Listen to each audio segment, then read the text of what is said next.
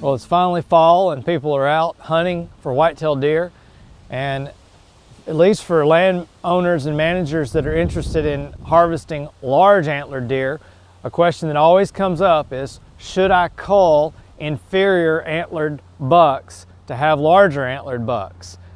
And in a free-ranging white-tailed deer population, that is, deer that are not enclosed, that can move about across the landscape, the answer is no. There is no benefit to you to cull what you think are inferior antlered bucks. Research has clearly shown that you can have no influence on this at a landscape level. And there's several reasons why that is.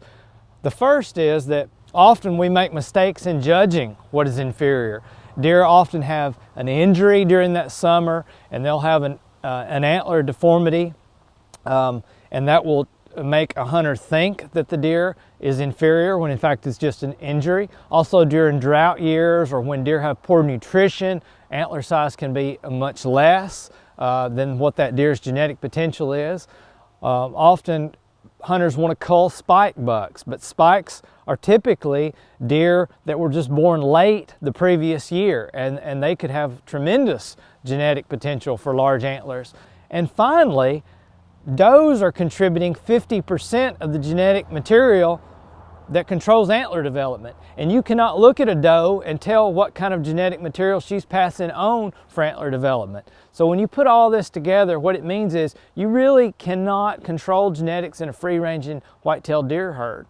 So if you want to control antler size, there are two things that you can influence, and that is provide a lot of nutrition throughout the whole calendar year, and then also delaying harvesting of bucks until they're at least 4 or 5 years old, because most bucks will not reach their antler potential until somewhere between 5 and 7 years old.